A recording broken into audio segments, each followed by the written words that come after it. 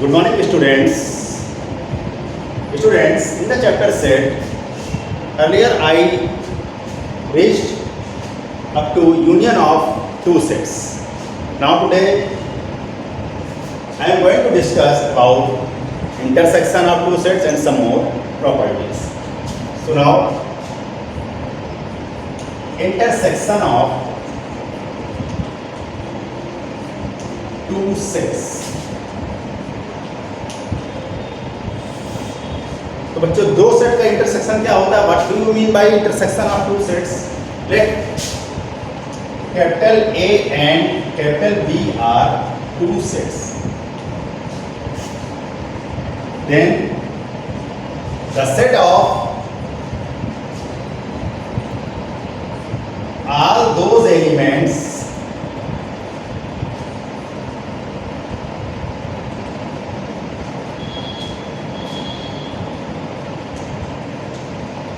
which belongs to both A and B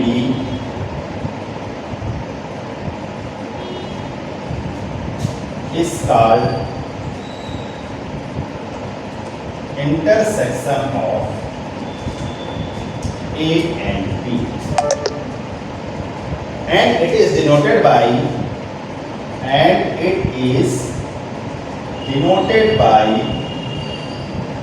A intersection B. This is the symbol of intersection. तो intersection क्या होता है? दो set का इंटरसेक्शन. इंटरसेक्शन वो होते हैं अगर दो सेट हमारे पास A और B गिवन है तो उन सभी एलिमेंट्स का सेट जो कि दोनों में हो, A और B सेट दोनों में बिलोंग करते हों.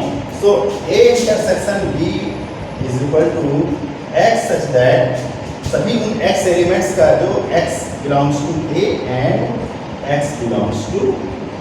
सो this is the A intersection B. For example, students, if A is equal to 1, 2, 3, B is equal to 2, 3, 4, 5, then find A intersection B. So A intersection B is equal to all those elements of common.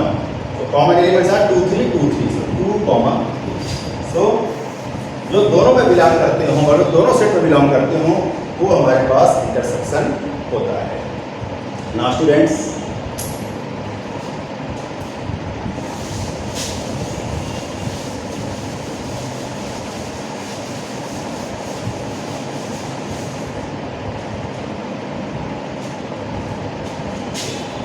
Representation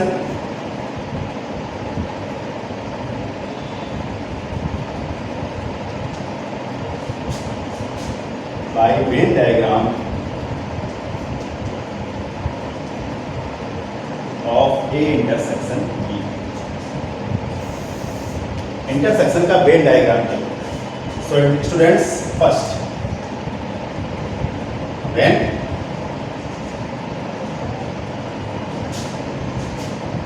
A subset B, then A intersection B. जब A B का subset है तब हमारे पास A intersection B क्या होगा? Then students, this is universal set and A is subset of B, so B is greater set, so this is B, and A is the subset of B, so this is A set. अब बच्चों intersection क्या होता है? जो दोनों में common, then common elements are this, so this set region is the A intersection. This is A intersection B.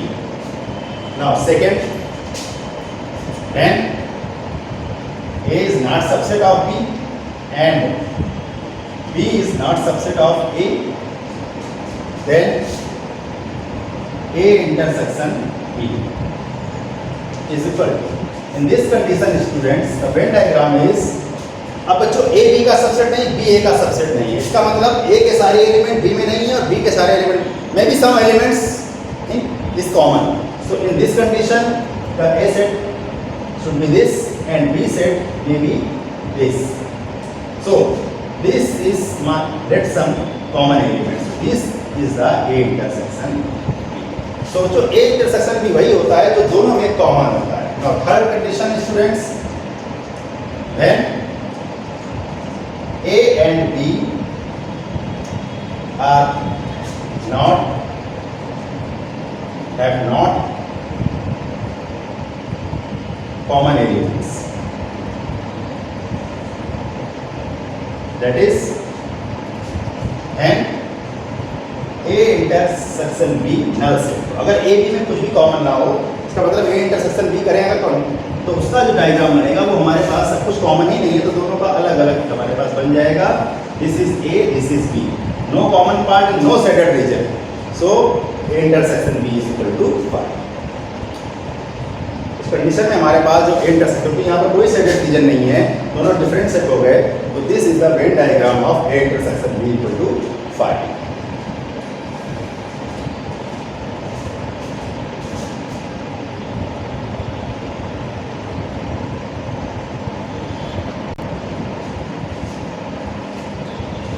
Now students, properties of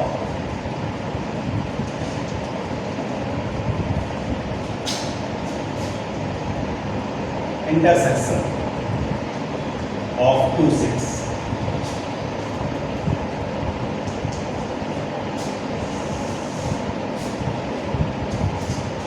First property है students, A intersection A is itself that set. अगर हम बच्चों A और A का intersection करें तो फिर वही सेट हमको फाइंड आउट होगा. Second property, what is this? This is commutative property.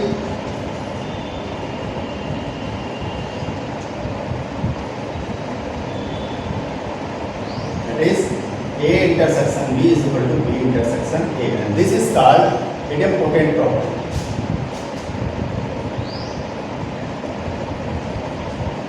क्योंकि हमने जो अपने ऑपरेशन किया, इंटरसेक्शन किया किसी भी सेट का उसी सेट से और वही सेट से मिलता है, तो this is called idempotent property. This is now associative property.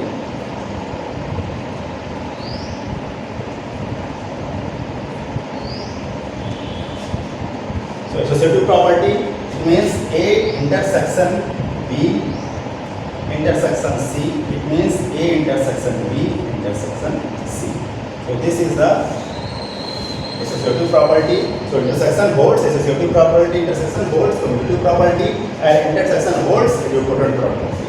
Now identity property.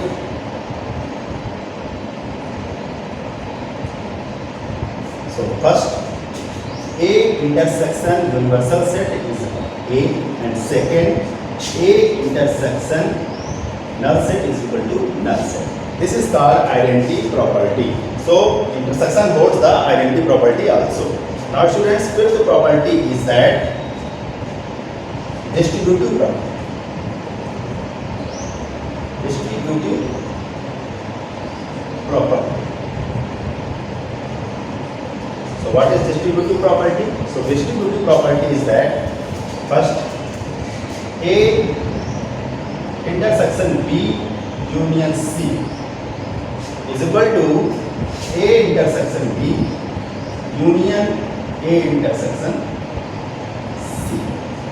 This is first, and now second, distributivize A union B intersection C. So this is, what is this? A union B intersection A union C. So this is the distributive property. These are some properties of intersection holds.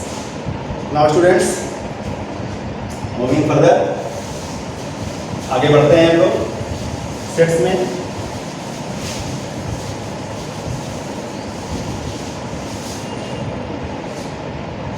Disjoint sets. Disjoint sets. What are the disjoint? What do you mean by disjoint sets?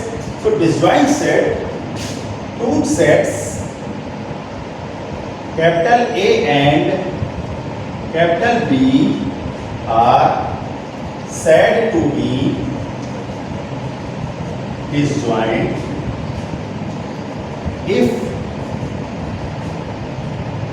A intersection B is equal to null set। अगर हमारे पास A और B का intersection null set आ जाए तो हमारे पास ये दोनों सेट A और B जो होते हैं स्टूडेंट्स, वो हम उसको डिसजॉइंट सेट कहते हैं। Now students, some remembering point, आपको कुछ पॉइंट्स रिमेंबर रखने हैं। Points to be remember.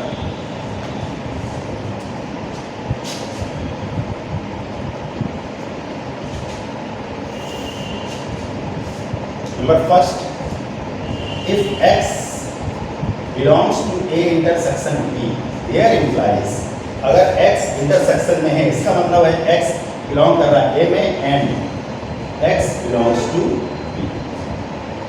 And if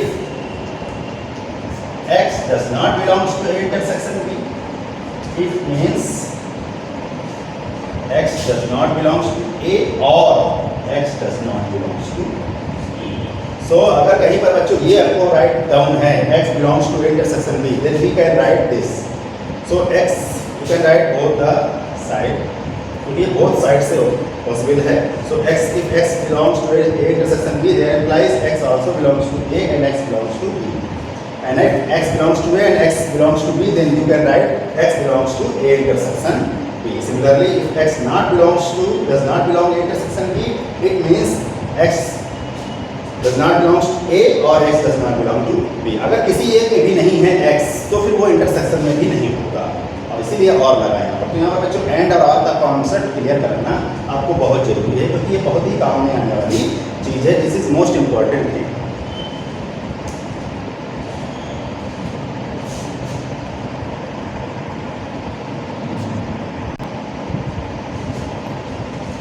Now students, some problem based on intersection। First, if A is equal to 1 2 3, B is equal to 3 4 5 6 and C is equal to 1 2 3 4 5, so find A intersection B। Second, A intersection C। Third, B intersection C। And fourth, A intersection B intersection C। So students, first A intersection B। तो बच्चों A और B set का हमें intersection चाहिए। तो A set हमारे पास क्या है 1 2 3, और इंटरसेक्शन हमारे पास B सेट क्या है 3 4 5 6। सो स्टूडेंट्स, A और B का इंटरसेक्शन मीन जो ऐसे एलिमेंट्स का सेट जो दोनों में बिलोंग करते हो, तो दोनों में हमारे पास 3 बिलोंग कर रहा है, this is the 3। So this is A intersection B। Now similarly students, A intersection C। Now see the A set and C set। So A set is this and C set is this। So 1 2 3 1 2 3 is the common element। So 1 2 3 is the A intersection C।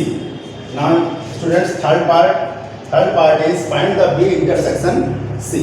So B intersection C is equal to, so what is the B? B is 3 4 5 6 intersection, what is the C? So C is 1 2 3 4 5, 1 2 3 4 5 students। Now here see the students that this is the common elements are 3, because intersection means common elements। So 3 4 5, 3 4 5 is a common element। So 3 4 5। Now students, fourth part is that A intersection B intersection C। Okay? So A is, what is A? 1 2 3। Intersection B intersection C is 3 4 5। So 1 2 3 and 3 4 5 में आप देख रहे हैं intersection में जो common part आ रहा है 3, which is 3। So this is 3। So this is the procedure how to find intersection of two sets।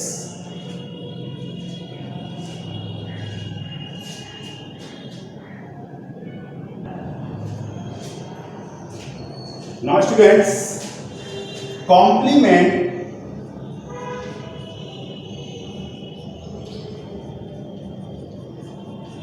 of a set complement of a set. Let capital A be a set and U be universal set. So all those elements of universal set which is not in A is called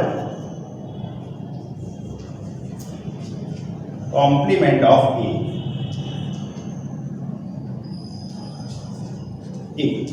And is denoted as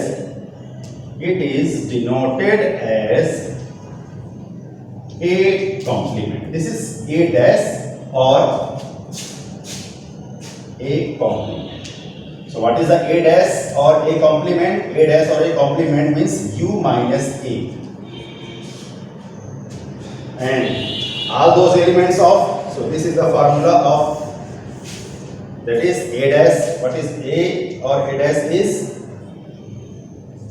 X such that X belongs to U and X does not belongs to A. So all those elements जो कि U में तो हों पर X A में ना हो, ऐसे एलिमेंट्स कॉम्प्लीमेंट्स के एलिमेंट कहे जाएंगे. For Venn diagram, what is the Venn diagram of A complement? This is universal set, this is U and this is A set. So हमारे पास यूनिवर्सल सेट के वो सारे एलिमेंट्स जो A में ना हो. This means A के हटा करके बाकी सारा जो यूनिवर्सल सेट का आ जाएगा. So this is the A dash part. This is the part of A dash. This is the part of A dash. This is A complement. So students, today I am told you about intersection of sets, two sets, and properties of intersection and complement of a sets. So thank you students for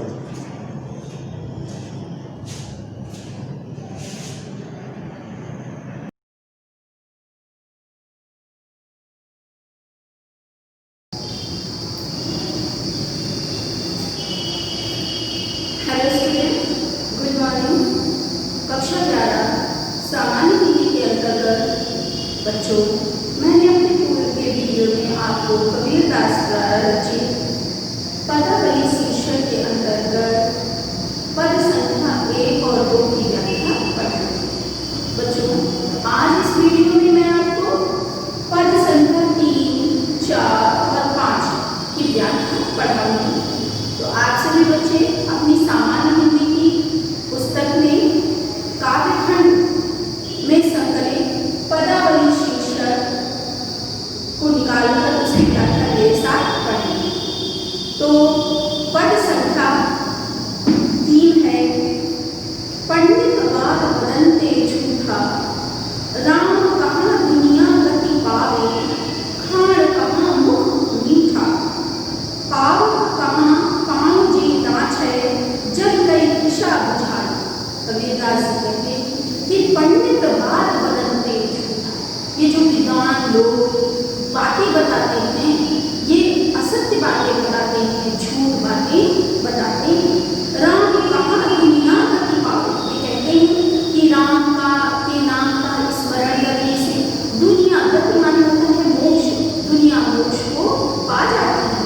खाण कहाँ मुख मीठा, यदि ऐसा होता तो खाण माने होता है बच्चों गुड़, गुड़ कहने मात्र से मुख मीठा हो जाता.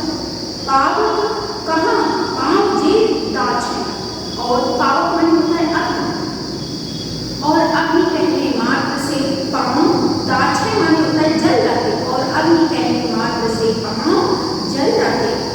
जल कहने दिशा बुझाई, दिशा माने होता है प्यास, और जल कहने मात्र से प्यास बुझ जाती. भोजन कहाँ भूसी जे भाते, और भोजन का नाम मात्र लेने से भूख भाग जाती या मिट जाती. तो सब कोई गिर जाए. और ऐसा अगर ये सारी चीजें संभव हो जाती तो प्रभु श्री राम के नाम का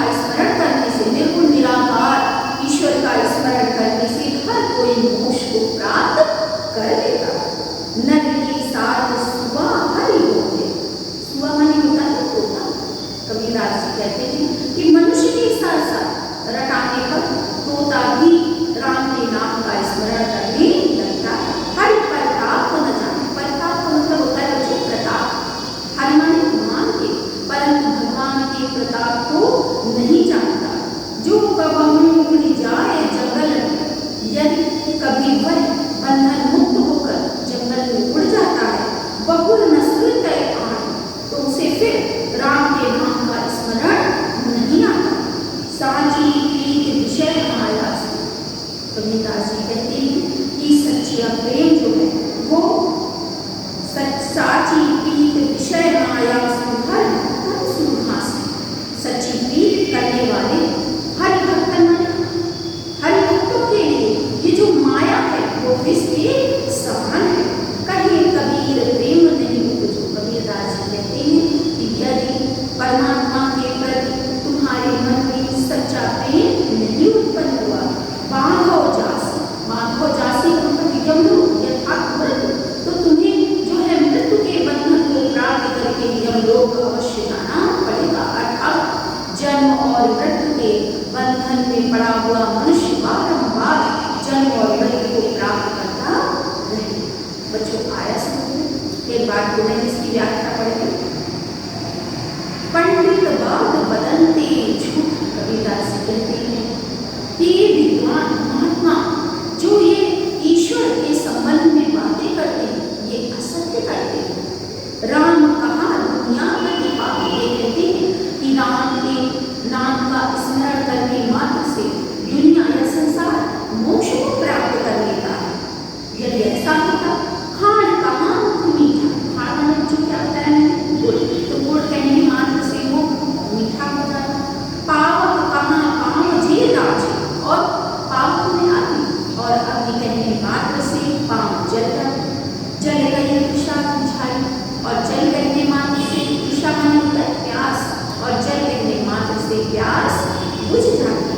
भोजन कहाँ भूसी जे खाए, और भोजन कहने मात्र से भूख मिट जाती, तो सब कोई गिर जाती। तो ऐसा अगर ये सारी चीजें संभव होने लगती तो प्रभु के नाम का स्मरण करने से, ईश्वर के नाम का स्मरण करने से हर कोई मोक्ष को प्राप्त कर लेता।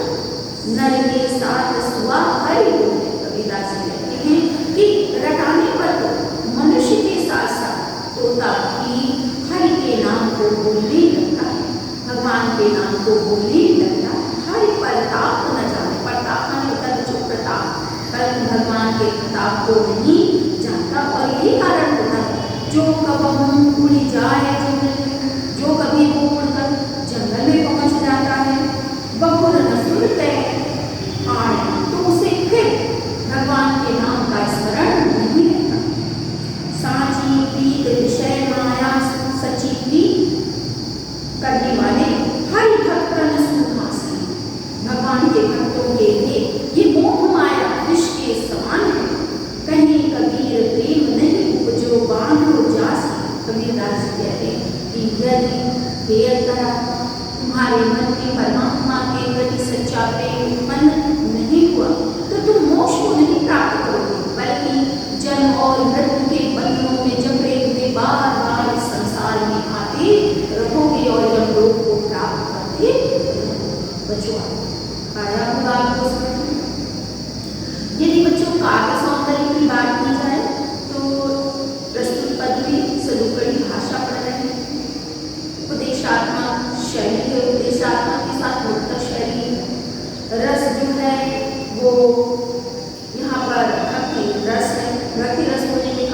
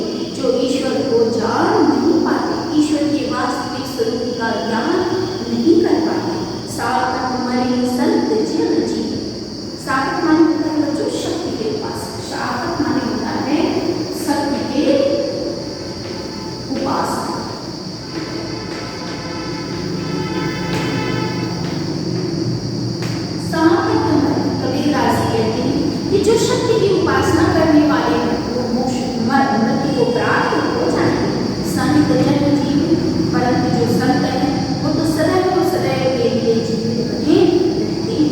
भरी भरी राम रसायन पी और अपनी जीभा से भगवान के नाम रूपी स्मरण के रस को सदैव पीते रहते।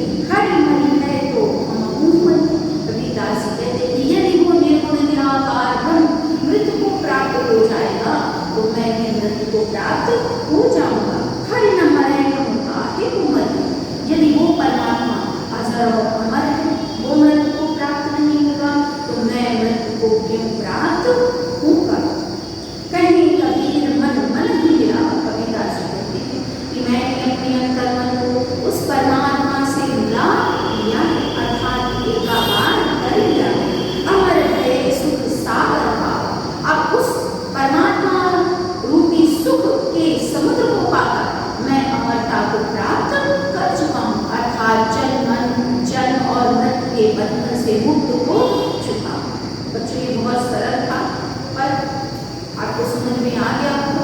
यहाँ पर भी बच्चों भाषा कौन सी आप पढ़ रहे हैं? सभी बड़ी भाषा।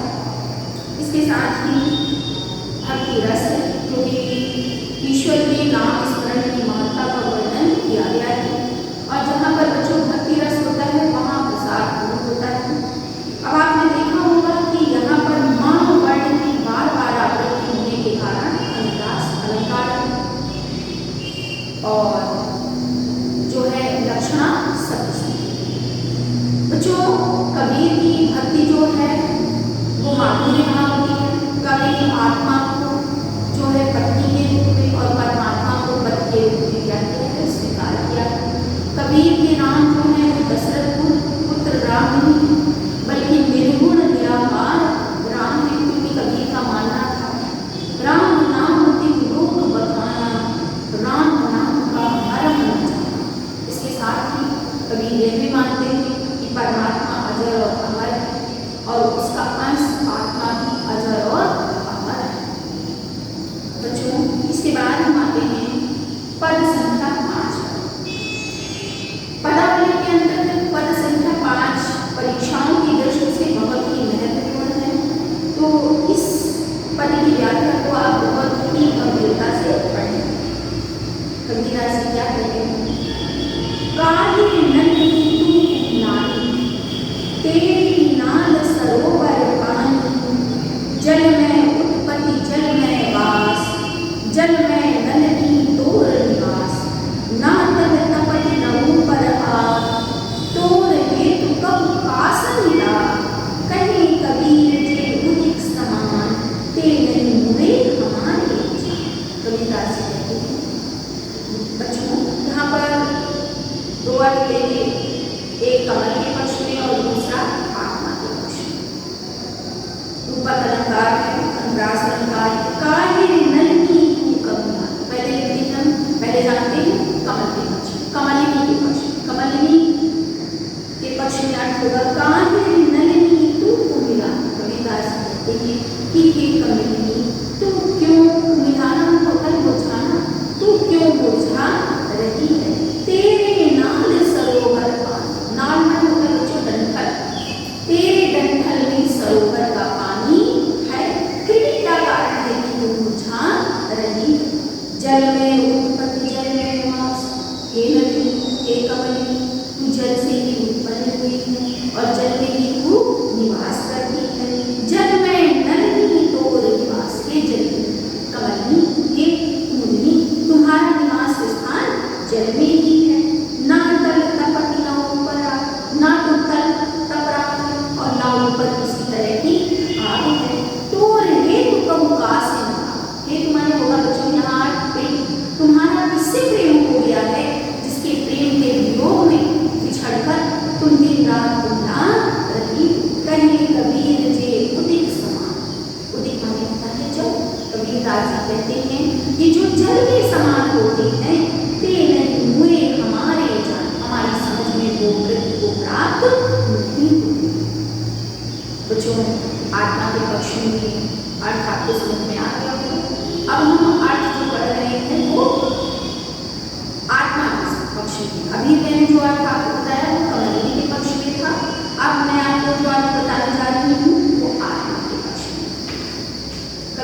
कहते हैं, कावेरी नलिनी तू कमला, हे कमलिनी रूपी आत्मा, तू क्यों मुरझा रही है? तेरे ही नाल सरोवर का, तेरी जो नाल है, तेरी जो उत्पत्ति है, वो परमात्मा रूपी सरोवर के पानी से हुई है। जल में उत्पत्ति, जल में वास, तू उस परमात्मा रूपी जल से उत्पन्न कर हुई है और उस परमात्मा के द्वारा बनाए गए संसार रूपी जल में ही निवास कर रही है। ना तल तपत न ऊपर, ना नीचे कोई ताप है, दुख है, और ना ऊपर, ना तो किसी तरह की कोई विषय वासना है। तो रहे तो कहूँ का संगाती आत्मा, तुझे किससे प्रेम हो गया है जिसके कारण तू दिन पर दिन जो है मुरझा रही है? कहीं कबीर जे उदिक समान, कबीरदास जी कहते हैं कि जो जल के समान होते हैं ते नहीं हुए हमारे जान, हमारी समझ में वो मृत्यु को प्राप्त नहीं। तो बच्चों, पद संख्या 5 की व्याख्या भी आपकी समझ में आ रही होगी। बच्चों, इस पद की में भी जो भाषा है वो सरूपड़ी भाषा है, अनुप्रास और ऊपर अलंकार है। इसके साथ ही बच्चों जो रस है वो भक्ति रस है, भक्ति और शांत रस होगा, विशाल गुण है। और लक्षणा शब्द शक्ति का, व्यंजना शब्द शक्ति का क्या प्रयोग किया है, क्योंकि कहा कुछ और गया है और भाव कुछ और है। मुझे आशा है कि आज जो मैंने व्याख्या आपको पढ़ाई है वो समझ में आ रही होगी। तो जो मुख्य बिंदु इस पदों की व्याख्याओं का निकल कर रहा है, वो सबसे पहले आप ध्यान रखिए कि यहाँ पर छंद जो है वो गेय है। कौन सा छंद है बच्चों? गेय है। जैसे साथी जब हमने आपको पढ़ाया था तो उसमें दोहा छंद था, परंतु पदावली जो है उसमें गेय पद है। भाषा कबीरदास की मैं बता ही चुकी हूँ बार बार, कौन सी भाषा है? सरूपड़ी भाषा। बच्चों, कबीरदास का जो जीवन परिचय है वो मैं उसके नोट्स आपको PDF के थ्रू आप तक पहुँचा दूँगी, तो आप अपनी CW फर्स्ट कॉपी पे इसे क्या करेंगे? नोट करेंगे। अपनी आने वाले वीडियो में मैं आपको पद्यांश पर आधारित किस तरह से प्रश्न उत्तर आते हैं वो उनका उत्तर लिखना आपको बताऊंगी। आज के लिए बच्चों इतना ही पर्याप्त है।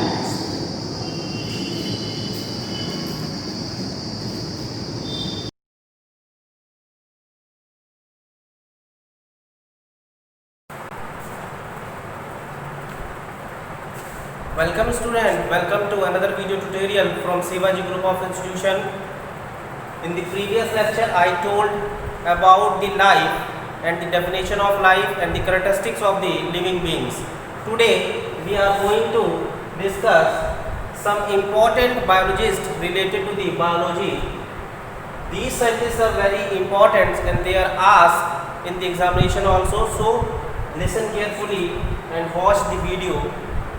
First of all, the first scientist is Andreas Vesalius. Andreas Vesalius is one of the scientists, one of the biologists who wrote the book on the structure of human body. इन्होंने structure of human body नामक पुस्तक लिखी थी और इनको हम father of modern anatomy कहते हैं। एंड्रियस वेसेलियस को क्या कहते हैं? Father of modern anatomy. What is anatomy? Anatomy क्या होती है? The study of internal structure is called anatomy, and what is morphology? The study of external structure of individual is called morphology. So understand what is anatomy. Anatomy किसे कहते हैं? आंतरिक संरचना का अध्ययन करना anatomy कहलाता है और बाह्य संरचना का अध्ययन करना morphology कहलाता है। कहते हैं कि मतलब किसी भी इंडिविजुअल की हम बाहर से क्या देख सकते हैं? मॉर्फोलॉजी देख सकते हैं, उसकी आकृति देख सकते हैं, उसका स्ट्रक्चर देख सकते हैं, उसका शेप देख सकते हैं, बट इंटरनल स्ट्रक्चर हम नहीं देख सकते। तो ये जो एंड्रियस वेसेलियस थे, इनको हम फादर ऑफ मॉडर्न एनाटॉमी कहते हैं, क्योंकि इन्होंने इंटरनल स्ट्रक्चर प्लांट्स और एनिमल्स के इंटरनल स्ट्रक्चर को देखा और उसके ऊपर स्टडी किया। तो याद रखिएगा एनवियस वेसेलियस ने कौन सी बुक लिखी थी, on the structure of human body, इन्होंने बुक लिखी थी और इनको फादर ऑफ मॉडर्न एनाटॉमी कहते हैं। Next biologist is William Harvey. William Harvey is one of the most important popular scientist related to the blood vascular system. इन्होंने blood circulatory system की खोज की थी 1628 में। याद रखिएगा विलियम हार्वे बहुत ज़्यादा पूछे जाते हैं। ब्लड सर्कुलेटरी सिस्टम की खोज की थी इन्होंने 1628 में। कब की थी? 1628 में। William Harvey related to the blood circulatory system of human body. Next biologist is Janssen. In 1590 Janssen ने कंपाउंड लाइट माइक्रोस्कोप बनाया था। क्या बनाया था इन्होंने? कंपाउंड लाइट माइक्रोस्कोप बनाया था जेनसन ने 1590 में, और इसी कंपाउंड लाइट माइक्रोस्कोप से फिर फर्दर स्टडीज हुई। उसके बाद नेक्स्ट साइंटिस्ट है, नेक्स्ट बायोलॉजिस्ट है रॉबर्ट हुक। रॉबर्ट हुक ने 1665 में इन्होंने सबसे पहले सेल की खोज की थी। याद रखिएगा रॉबर्ट हुक ने 1665 में सेल की खोज की थी। एक्चुअली में इन्होंने डेड सेल को देखा था। इन्होंने प्लांट मतलब इन्होंने कॉर्क को देखा था। प्लांट में जो कॉर्क पाया जाता है ना, उसको इन्होंने देखा था, कॉर्क की सेल्स को देखा था। ठीक है, और इन्होंने उस सेल्स को सेलुला नाम दिया था। सेलुला मीन्स होता है कंपार्टमेंट। इस टाइप में स्ट्रक्चर था सेल का, कॉर्क की सेल का इस टाइप में स्ट्रक्चर था। इसको इन्होंने सेलुला टर्म दिया, जो ग्रीक लैंग्वेज में सेलुला, ग्रीक लैंग्वेज दिया था सेलुला, और सेलुला का मीन्स होता है क्या? कंपार्टमेंट। ठीक है, एक बंद रूम या एक बंद कमरा कहा जा सकता है इसको। तो याद रखिएगा रॉबर्ट हुक ने 1665 में सबसे पहले सेल को देखा। कहाँ से देखा था? कॉर्क सेल को देखा था, और इन्होंने इस कॉर्क सेल्स की जो स्टडी की थी उसको अपनी बुक माइक्रोग्राफिया में लिखा था। ये भी बहुत ज़्यादा पूछा जाता है। रॉबर्ट हुक ने कौन सी बुक लिखी थी? माइक्रोग्राफिया नामक पुस्तक किसने लिखी थी? रॉबर्ट हुक ने लिखी थी 1665 में। और इसी माइक्रोग्राफिया बुक में इन्होंने सेल के बारे में सारा अध्ययन लिखा था। याद रखिएगा रॉबर्ट हुक ने सबसे पहले नॉन लिविंग सेल को देखा था। लिविंग सेल को सबसे पहले किसने देखा था? लिविंग सेल को सबसे पहले एंटोनी वॉन ल्यूवेनहॉफ ने देखा था। इन्होंने अपने बनाए हुए सूक्ष्मदर्शी के द्वारा, अपने बनाए हुए माइक्रोस्कोप के द्वारा दांतों के खुरचे मैल, तालाब के गंदे जल, वर्षा के पानी को माइक्रोस्कोप के नीचे देखा। और इन्होंने जब माइक्रोस्कोप के नीचे देखा तो उन्हें काफ़ी छोटे छोटे टिनी एनिमलिक्यूल्स दिखाई दिए। क्या दिखाई दिए? इन्हें टिनी एनिमलिक्यूल्स दिखाई दिए। तो सबसे पहले लिविंग सेल को किसने देखा था? एंटोनी वॉन ल्यूवेनहॉफ ने देखा था। याद रखिएगा एंटोनी वॉन ल्यूवेनहॉफ ने लिविंग सेल को देखा था। क्वेश्चन ऐसे पूछा जाएगा कि सबसे पहले लिविंग सेल को किसने देखा? तो लिविंग सेल को सबसे पहले एंटोनी वॉन ल्यूवेनहॉफ ने देखा, और सबसे पहले डेड सेल को किसने देखा था? रॉबर्ट हुक ने देखा था। तो एंटोनी वॉन ल्यूवेनहॉफ ने, क्योंकि इन्होंने अपने बनाए हुए सूक्ष्मदर्शी के द्वारा जीवाणुओं को देखा, टिनी एनिमल्क्यूल्स को देखा। एरनबर्ग ने उन्हीं टिनी एनिमल्क्यूल्स को बैक्टीरिया नाम दिया था। The term bacteria was given by Ehrenberg. किसने दिया था? एरनबर्ग ने बैक्टीरिया नाम दिया था। इसलिए एंटोनी वॉन ल्यूवेनहॉफ को फादर ऑफ माइक्रोबायोलॉजी कहते हैं। एंटोनी वॉन ल्यूवेनहॉफ को फादर ऑफ माइक्रोबायोलॉजी कहते हैं। What is microbiology? Microbiology is a branch of a science that deals with the study of microorganism।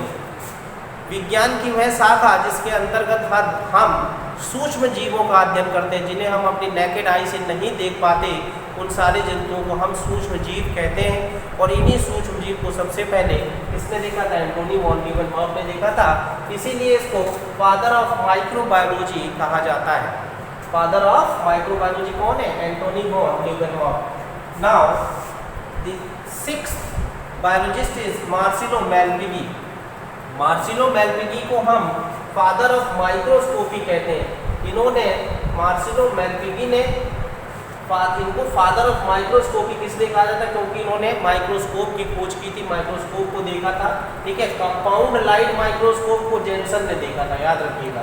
ठीक है, और माइक्रोस्कोप के फादर किसे कहते हैं? मार्सिलो मेलपिगी को कहते हैं। इसके बाद बात करते हैं जॉन रे की। जॉन रे एक ऐसे बायोलॉजिस्ट थे, जॉन रे जो है इनको हम ये टैक्सोनॉमी से रिलेटेड है। किससे रिलेटेड है? रिलेटेड विद टैक्सोनॉमी,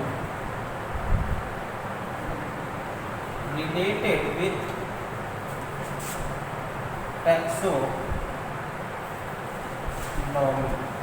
टैक्सोनॉमी से रिलेटेड है। किससे रिलेटेड है? टैक्सोनॉमी से रिलेटेड है।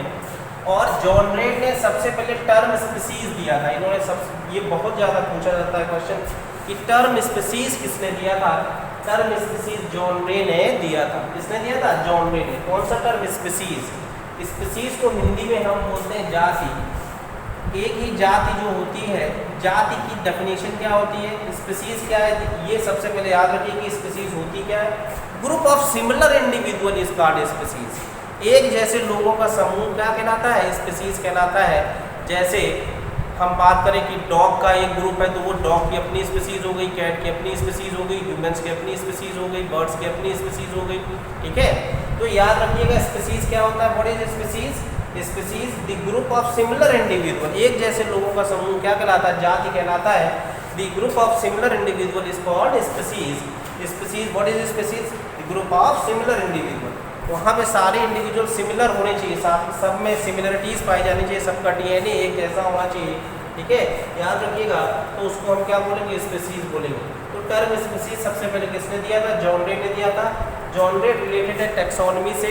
टैक्सोनॉमी क्या होता है? What is taxonomy? It is a branch of a science that deals with the study of arrangements of the organisms into a lawful pattern. एक लॉफुल पैटर्न में जब हम किसी ऑर्गेनिज्म को रखते हैं तो उसको हम क्या बोलते हैं? टैक्सोनॉमी कहते हैं। तो टैक्सोनॉमी में जो स्पीसीज होती है ये सबसे स्मॉलेस्ट यूनिट होती है। जो हायरार्की होती है, हायरार्की मीन्स एक क्रम होता है जिसके अनुसार हम जीवों को उस क्रम में रखते हैं। हायरार्की में जो सबसे छोटी चीज़ होती है उसको हम क्या बोलते हैं? स्पीसीज कहते हैं। तो it is the smallest unit of classification. Classification की सबसे स्मॉलेस्ट यूनिट क्या होती है? स्पीसीज। यानी कि देखिए यहाँ पर समझिएगा, बहुत सारी स्पीसीज आपस में मिलकर जीनस बनाती हैं। बहुत सारे जीनस आपस में मिलकर ऑर्डर बनाते हैं। इस तरीके से ये क्रम ऊपर चलता चला जाता है। ऑर्डर के बाद फैमिली, फैमिली के बाद फाइलम, फाइलम के बाद किंगडम। इस तरीके से इसकी ये जो हायरार्की होती है इसी में हम किसी भी स्पीसीज को पर्टिकुलर इसी में हम रखते हैं, एक जैसी स्पीसीज। तो स्पीसीज क्या होती है? Group of similar individual is called species. Genus क्या होता है? देखिए यहाँ से डेफिनेशन कैसे निकालेंगे? स्पीसीज क्या है? Group of similar individual. Genus क्या है? Group of similar species is called genus. ठीक है, ऑर्डर क्या है? Group of similar genus is called order. ठीक है, फैमिली क्या है? Group of similar order is called family. Phylum क्या है? Group of similar family is called phylum. Kingdom क्या है? Group of similar phylum is called kingdom. तो ये सीरीज चलती है। कहने का मतलब स्पीसीज के समूह को, जाति, एक जैसी जाति की स्पीसीज क्या होती है? मतलब ग्रुप ऑफ सिमिलर इंडिविजुअल, एक ही जैसे लोगों का समूह क्या कहलाता है? स्पीसीज कहलाता है। और सारी जातियां जब आपस में मिल जाती हैं तो ये जीनस बनाते हैं। सारे जीनस आपस में मिल जाते हैं तो ये ऑर्डर बनाते हैं। और सारे ऑर्डर आपस में मिल करके इस फैमिली बनाते हैं। और फैमिली आपस में मिल करके फाइलम बनाती हैं। और फाइलम आपस में मिल करके किंगडम बनाते हैं। तो किंगडम जो होती है वो हायरार्की में हाईएस्ट रैंक पर आती है। और जो स्पीसीज होती है वो हायरार्की में सबसे लोएस्ट रैंक पे आती है। इसलिए इसको हम स्पीसीज को स्मॉलेस्ट यूनिट ऑफ क्लासिफिकेशन भी कहते हैं। किसने दिया था टर्म? याद रखिएगा, टर्म किसने दिया था? जॉन रे ने दिया था। अब बात करते हैं कैर्नस लीनियस की। This is one of the most important scientist related to the taxonomy. Taxonomy से रिलेटेड बहुत महत्वपूर्ण साइंटिस्ट हैं और इनको बहुत पूछा जाता है। कैर्नस लीनियस ने सबसे पहले 1735 में अपनी एक बुक लिखी थी। सबसे पहली बुक थी जो टैक्सोनॉमी और क्लासिफिकेशन के नाम से मार्केट में आई। और इन्होंने इस बुक में एक्चुअली में ऑर्गेनिजम्स को एक निश्चित क्रम में रखा था। इस बुक को हम सिस्टर्मा नेचुराई कहते हैं। सिस्टर्मा नेचुराई 1735 में कैर्नस लीनियस के द्वारा लिखी गई थी। और इसी सिस्टर्मा नेचुराई बुक में बाइनोमियल नोमेनक्लेचर दिया था कैर्नस लीनियस ने। किसने दिया था? बाइनोमियल नॉमेनक्लेचर किसने दिया था? कैरलस लीनियस ने दिया था। कौन सी बुक में दिया था? सिस्टर्मा नेचुराई। सिस्टर्मा नेचुराई में क्या था? प्लांट और एनिमल का क्लासिफिकेशन था। सिस्टर्मा नेचुराई में कैरलस लीनियस ने क्या लिखा था? प्लांट और एनिमल का क्लासिफिकेशन लिखा था। इन्होंने करीब करीब 500 पौधों का क्लासिफिकेशन किया और अपनी बुक सिस्टर्मा नेचुराई में लिखा। तो इनको हम फादर ऑफ मॉडर्न टैक्सोनॉमी कहते हैं। ये बहुत इंपॉर्टेंट है। फादर ऑफ मॉडर्न टैक्सोनॉमी किसे कहा जाता है? कैरलस लीनियस को कहा जाता है फादर ऑफ मॉडर्न टैक्सोनॉमी। ठीक है, तो कैरलस लीनियस ने क्या सिस्टर्मा नेचुराई बुक लिखी थी। ये क्या है? सिस्टर्मा नेचुराई ये बुक है जो 1735 में पब्लिश हुई थी, सिस्टर्मा नेचुराई। और इसके बाद इनको हम बाइनोमियल नॉमेनक्लेचर किस बुक में दिया गया था? सिस्टर्मा नेचुराई में दिया गया था। अब बात आती है बाइनोमियल नॉमेनक्लेचर क्या होता है, तो इसको समझेंगे। बाइनोमियल नॉमेनक्लेचर जैसा कि नाम से यहाँ पर समझ में आ रहा है, बाइनोमियल नॉमेनक्लेचर। बाई मीन्स होता है टू, बाई कहीं भी लग जाए तो उसका मीन्स क्या होता है? टू। नॉमियल मीन्स होता है नेम। तो बाइनोमियल का मतलब दो नाम। इसका हिंदी में अर्थ क्या निकल रहा है हमारे पास कि दो नाम। इसका मतलब ये हुआ, कैरलस लीनियस ने ये बताया कि किसी भी जंतु के दो नाम होते हैं। दो नाम का मतलब ये होता है कि कोई भी जंतु जब उसका हम नॉमेनक्लेचर करते हैं तो वो दो जो उसका जो नॉमेनक्लेचर करते हैं उसमें क्या होते हैं? बाइनोमियल सिस्टम में किया जाता है। अब आती है बात बाइनोमियल सिस्टम क्या होता है। तो बाइनोमियल सिस्टम क्या होता है, याद रखिएगा। सबसे पहले किसी भी ऑर्गेनिज्म का जब हम नॉमेनक्लेचर करते हैं, ठीक है, जूलॉजिकल नेम देते हैं या बॉटनिकल नेम देते हैं, तो उसमें सबसे पहले जो है वो लिखा जाता है, वो उसकी जीनस का नाम लिखा जाता है। किसका नाम लिखा जाता है? जीनस का। तो जीनस का नाम पहले आता है, फिर इस जीनस के नाम के बाद फिर उसकी स्पीसीज का नाम आता है। किसका नाम आता है? स्पीसीज का नाम आता है, याद रखिएगा। ठीक है, स्पीसीज का नाम बाद में आता है, जीनस का नाम पहले आता है। तो किसी भी ऑर्गेनिज्म का जब हम नॉमेनक्लेचर करेंगे तो सबसे पहले उसका जीनस रखेंगे, फिर उसके बाद उसकी स्पीसीज रखेंगे, उसकी जाति रखेंगे। जैसे एग्जांपल बताता हूँ, जैसे इस समय आम का सीजन चल रहा है और मैंगो का जो बॉटनिकल नेम होता है वो होता है मैंगनीफेरा इंडिका। क्या होता है? मैंगनीफेरा